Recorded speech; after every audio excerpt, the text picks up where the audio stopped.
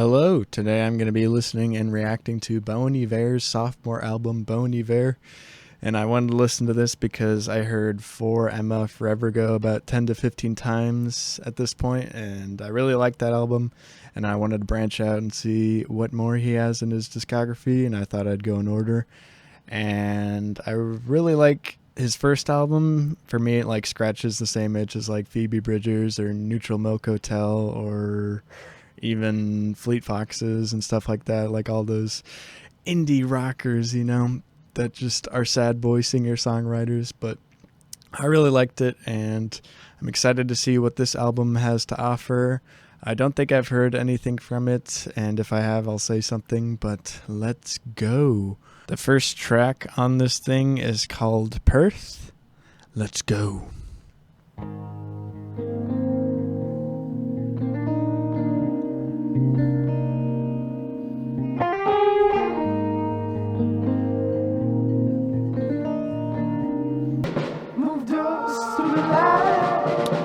I just realized I also want to listen or read the lyrics along with this, so I'm going to do that. But alrighty, I really like that guitar lick with the distortion, and then the vocals in the background were pretty cool, and then those drums, pretty nice. And then with his voice, I don't know, it took me a while to get used to it. It's kind of like multiple people singing all at once instead of just one person, like him singing. It's kind of like always layered vocals, and I'm not sure how I feel about that. I got used to it on this first album, but I don't know if I'm going to enjoy another full album of just that, but we'll see.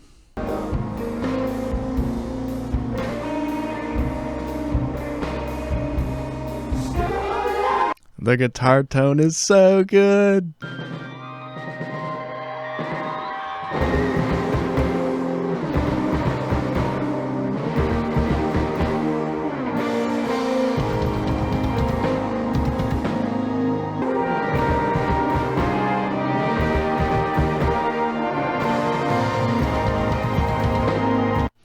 Hype trumpets, as always. I really liked how he used trumpets in, what was that song called? For Emma on his first album, and I was hoping to hear more of that, so that's pretty awesome. I really like how triumphant this whole song feels with like the marching band snare and then the, again, horns in the background. It's all sounds very epic, and I did not expect epicness out of Bon Iver, but you never know.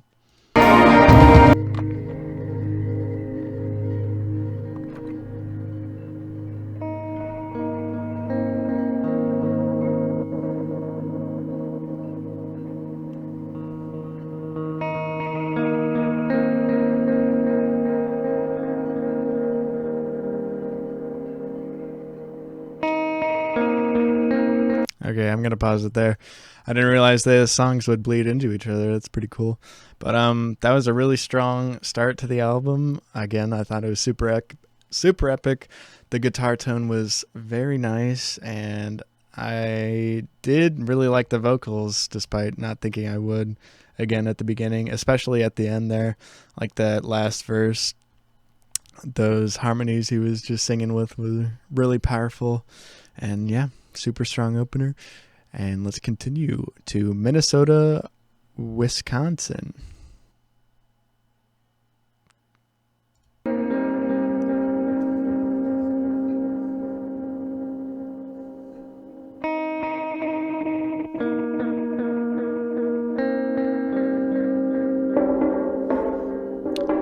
I always liked on his last album how he used, and on music in general, like ambient noises in the background that just paint a larger picture for a song than just the instruments do. Just random noises that really pull you into like how he's feeling or what the feeling of the album is as a whole. And so yeah.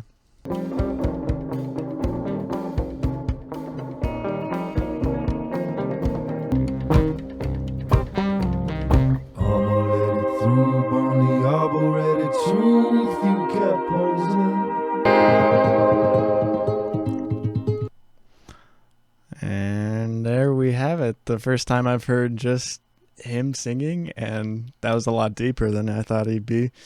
But that was Oh, hold on, I need to hear that again just for a second. Yeah, that little like spacey like in the background. That sounds really cool. Settle past the patience where wishes and your will are spilling pictures. Water's running through the valley. And super cool guitar playing in the background there. To write this scripture. And of course, fire horns. Doubled in the toes and exited when it closed in the morning. Did not lose it in the stacks though. I'm a APC chip when I ain't in open field. I love that guitar in the background. And then the singing again. Really like that. I will let you go. No, coming soon. Bring you for the moon and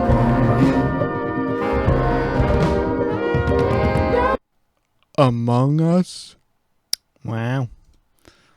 Really like that song as well. And already this album seems to be a lot more fast-paced than the first one, although it still has that melancholic feeling that I guess is his brand. And then I'd say for that song, my favorite part was the quick plucking guitar, like the well, I don't know if it's guitar, maybe banjo, I don't know, something like that.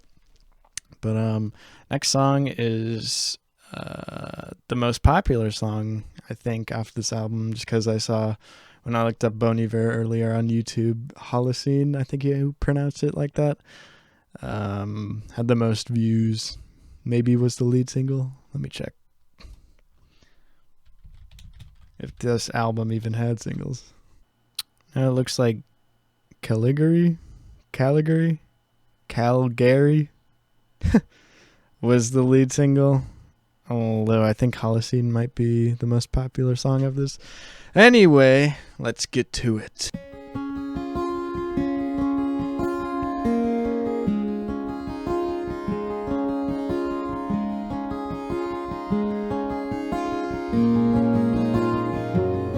Again, fire tone on the guitars. That's 3 for 3.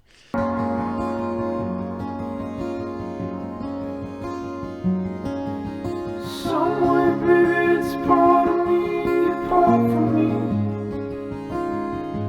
And once I knew I was not magnificent.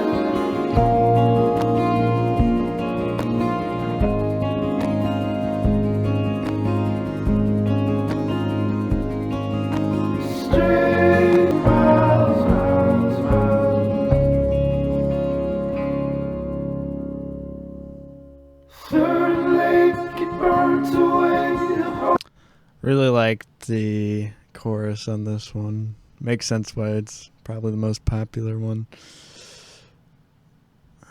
The claps, soft claps mixed with the of that, sounds like a shaker. And then again, the guitar tones sound fire, and then the bass in the background just kind of glued it all together for me, so that was pretty awesome.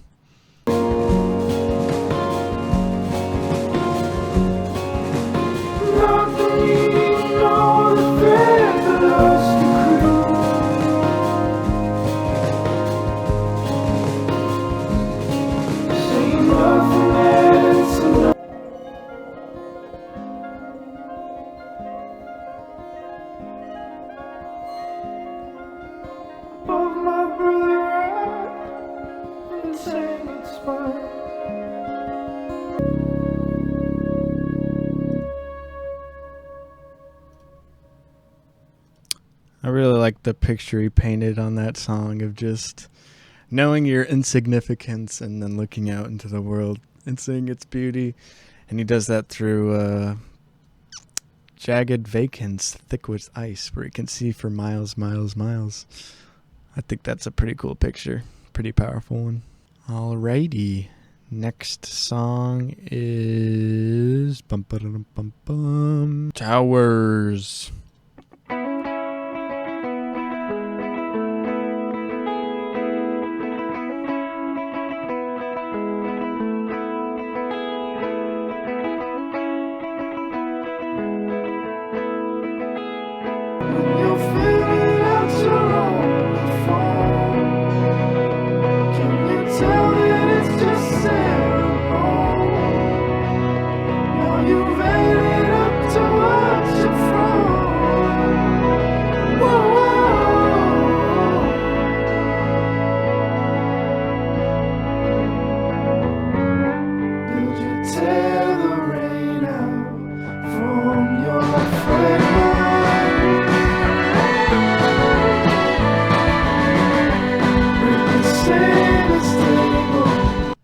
I was just about to say, this is probably the slowest and most boring song on the album so far until that picked up, so we're going to see where that leads off. But I don't know, the first half, I don't know if there's is like a first and second half thing, but it felt like just run of the mill for him.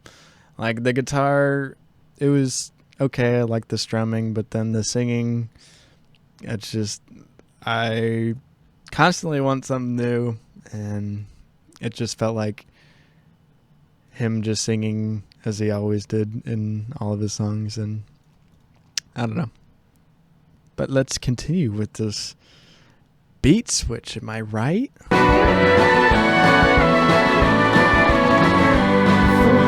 This is fable. I'm with Iver. Climb down all the songs are the first to end. Smoke on Sundays when you're drunk and dead. At the hollows where the swallow lands. Whoa, whoa.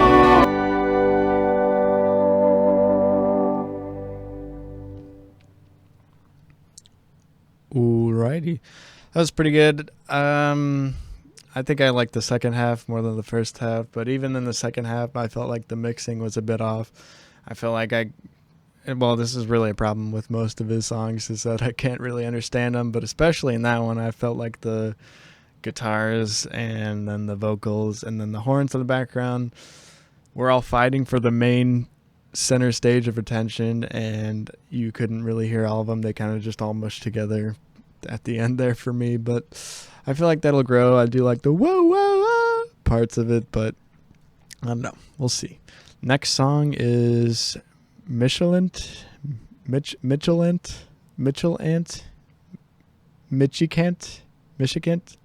something like that. Let's go.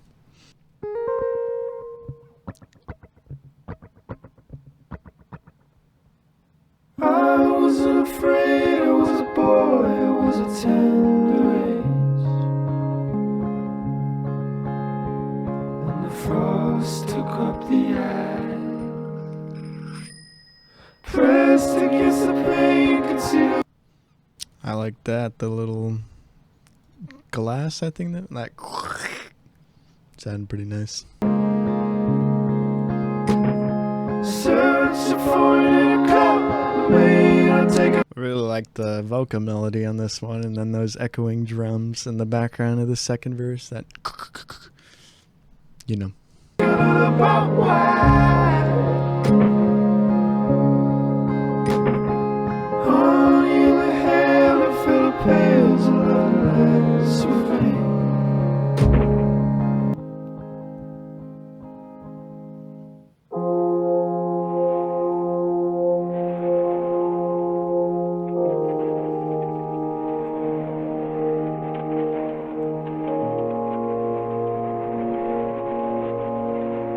Sunk and we were drunk and we fleshed it out.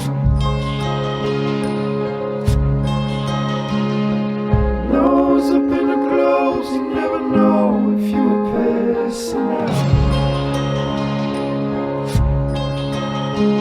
out. Really liking how it's like pausing for the first half of what he's saying and then adding those guitar melodies along with the drums in the background for the second part. Sounds really cool.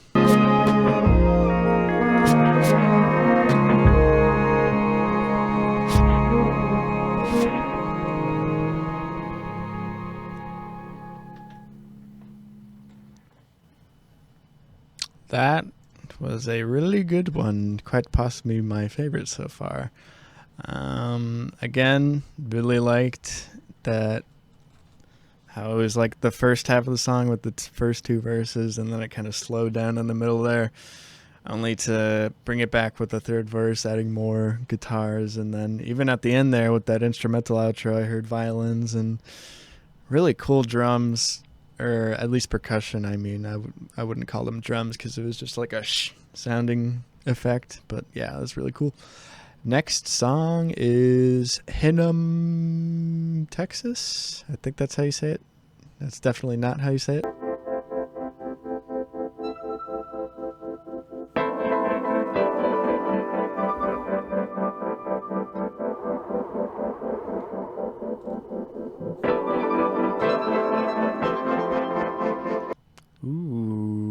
That bravado on that piano, maybe. Dun, dun, dun, dun, dun, dun, dun, dun.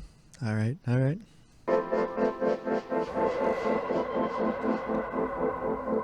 In the first of light, past the Noah. At first, I legit thought that was Kid Cudi, and I was like, no way. But sadly, I don't think it is. But that is a very interesting vocal inflection and effect for him to use on that. Coupled with that interesting piano again. Pretty cool, pretty cool.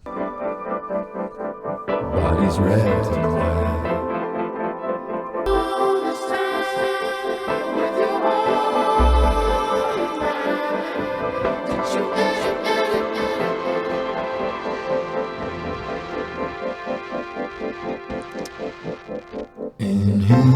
Those vocals there sound a little silly, but I'll give it to him.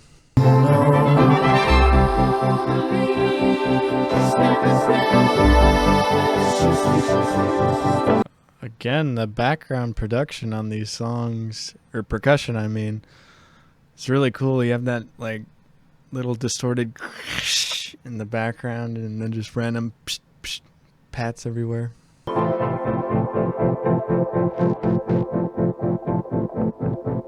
Strangers scattered.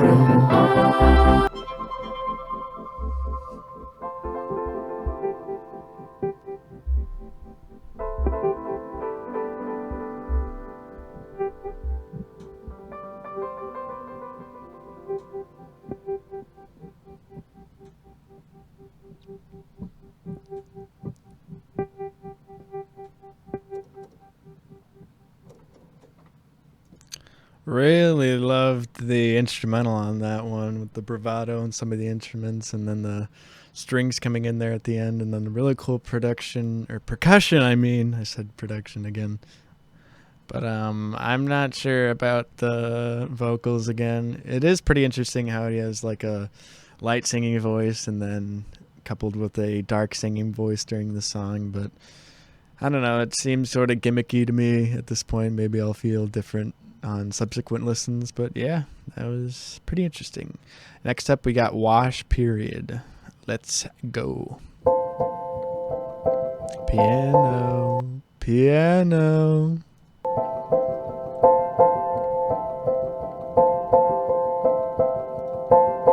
And that iron ground,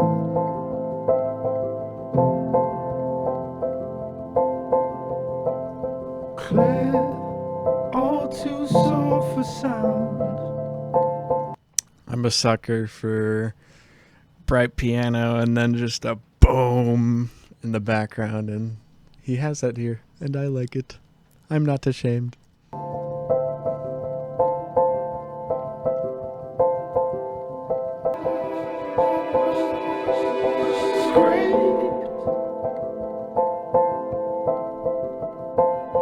Neat reversed vocals there. Like they stole it. Oh, how they hold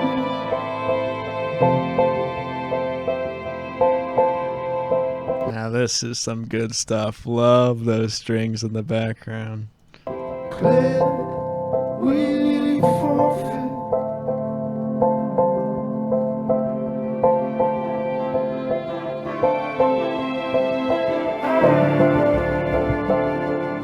I'm going like the quickening hills over heaven's forum, fullest one more is your habitat. Up in limbo, where the ass snap in the whole class alone. Oh wait, why did I pause at this violin?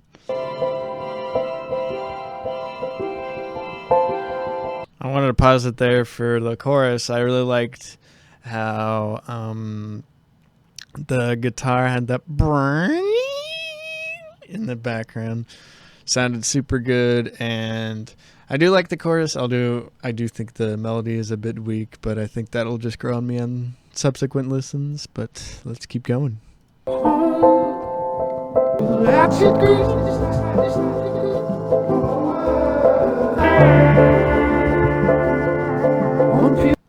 like those distorted vocals in the background there, and I think I've heard on his next two records he does use more electronic elements in his music, but that sounded pretty cool there because I always do like folkiness, but then when you mix it up with modern stuff, I really like that. That's why I like Phoebe Bridgers a lot, and yeah.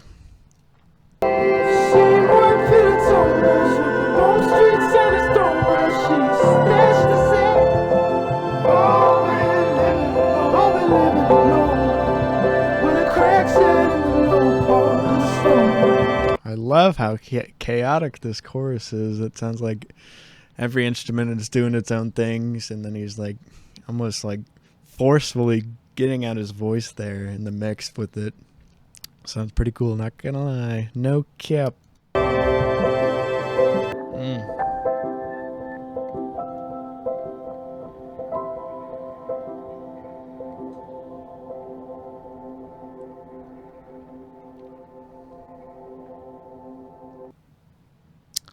Alrighty.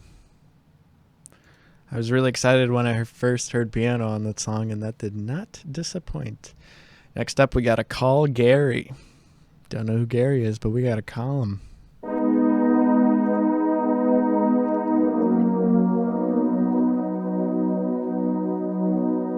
Don't you cherish me to sleep?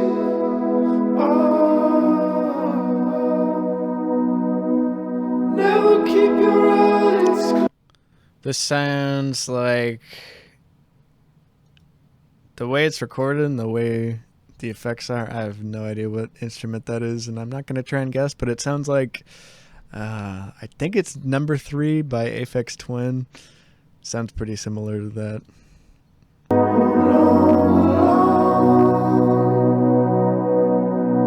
Your neck onto his shoulder blades.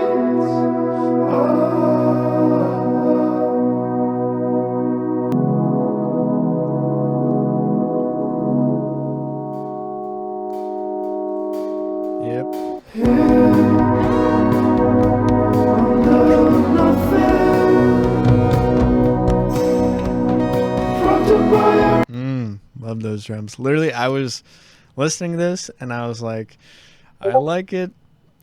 Why did I just get pinged on Discord?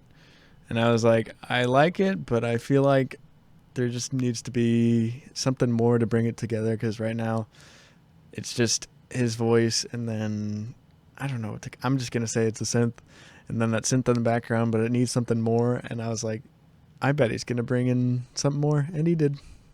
So pretty cool.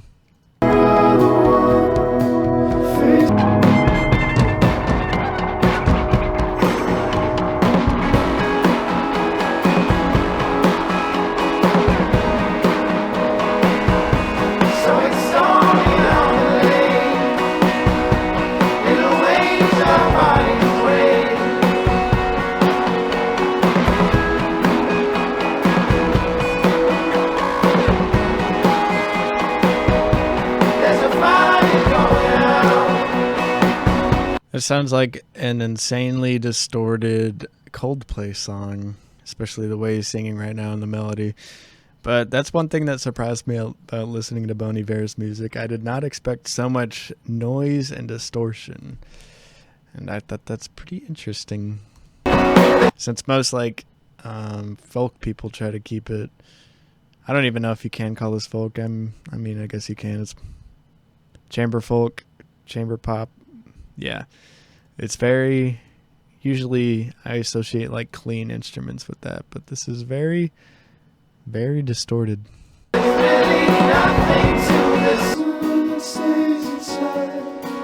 All the demons come, they can't subside.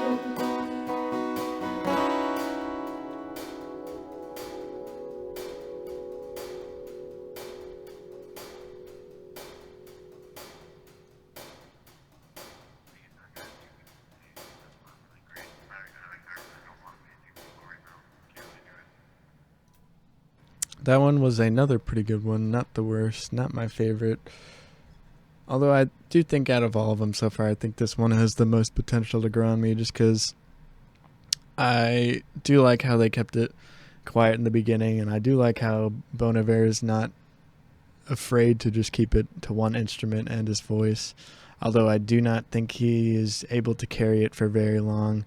But then on the flip side, I feel like the second half, it was just too much distortion, too much instrumentation to where the mixing felt a bit off. Like, I wanted to hear everything and I wasn't really able to because everything kind of was fighting for who could sound the most distorted and loud. But yeah, that was pretty cool. Next up, we have second to last track, which is Libson, Ohio. Lego.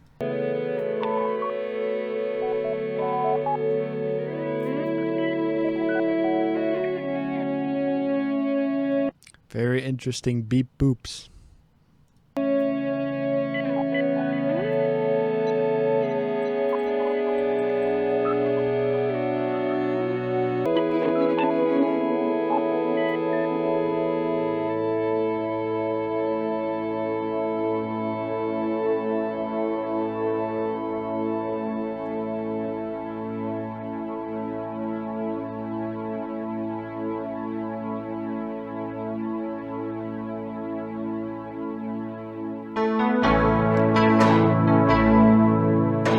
Okay, that just went straight into the last song, which is Beth / Rest.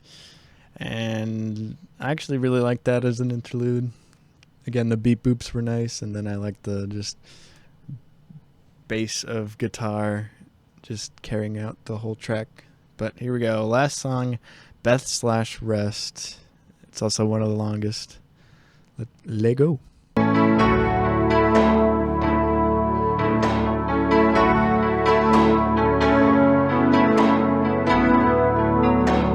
This sounds like a 80s or 90s like piano rock song.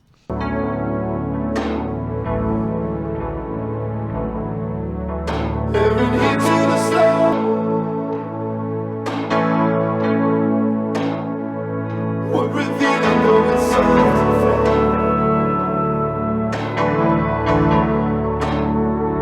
On repeat and calling for the surfing.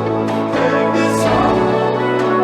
I'm very mixed on this one so far. I do like the piano and then the little like riffs of guitar and horns in the background, but I don't know, it's mixed in a way. One, I can't hear him singing or what he's saying at all, and then two, the piano sounds like it's drowning underwater, and I would rather hear it clearly.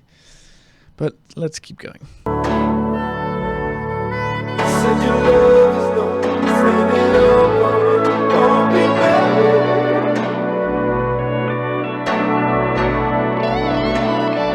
I ain't living in the dark no more. It's not a promise, I'm just gonna call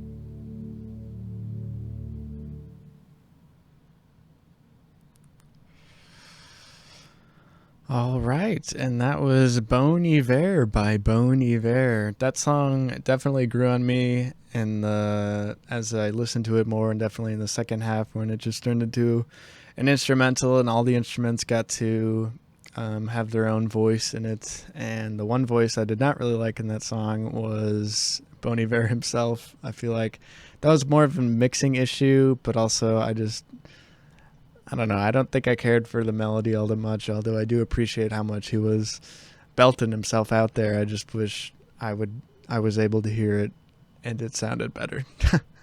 But yeah. As a whole, I definitely do appreciate how much quicker this album is and how much more diverse it is in its instrumentation. And I do like that factor, although I don't really know if I can say so far if I would prefer it over his first album, For Emma, because I do like how that album was a lot more stripped back and was just more focused on him, and this feels more focused on his experience as an instrumentalist and a songwriter, and not really a vocalist and a lyric writer, although I did like lots of themes about this album of, again, more heartbreak, but then also appreciating nature and just going through life and how it is. But yeah, pretty good. I'm excited to see what he does next on, 22 A Million. And I will see you guys next time.